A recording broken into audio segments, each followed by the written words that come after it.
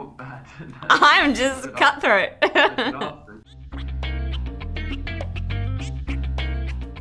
Hi, I'm Josephine and this is Melty. I am Hero Finds Tiffin and this is Melty.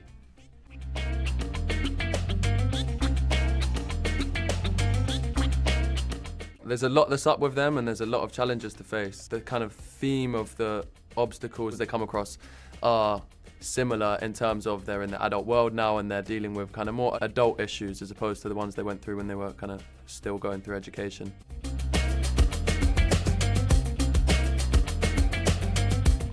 I love that I can be so reckless with Hardin. Sometimes it is nice to be like that as Hardin and not have to deal with the repercussions. So I do enjoy that side of him. Sometimes I'm just grumpy and I'll just act as if I'm pretending to get into role when I'm just a bit grumpy myself. So it's a nice little free pass you have walking around when you're playing Hardin. I really respect Tessa's resilience and her curiosity and intelligence and how strong she is and how easily she can bounce back from the circumstances that she goes through.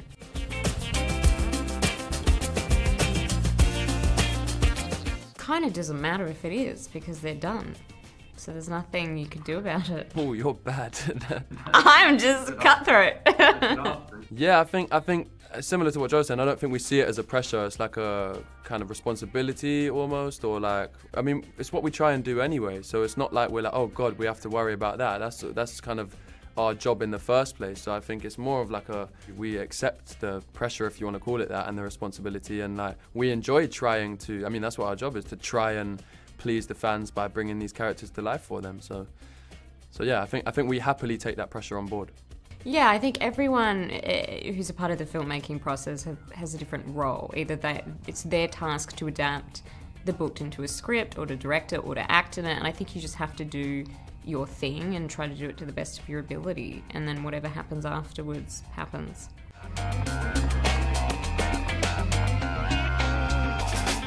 The tone, I think the third film has a very different tone to the second and even the first. I think it's a lot darker and a lot grittier, and I also think it's a more faithful adaptation of the books. So I think they're going to really enjoy that. Tonally, yes, but I hope a lot if they haven't read the books. I think similar to the previous films, we want people to be excited and not see what's coming, but ultimately I think, like Joe said, what Castile's brought in terms of the tonal shift of the theme of the film and the fact it kind of seems a bit more mature than the previous ones as the characters have grown up, so it seems quite fitting. I think that might be one of many surprises in store for the people who haven't seen the film yet.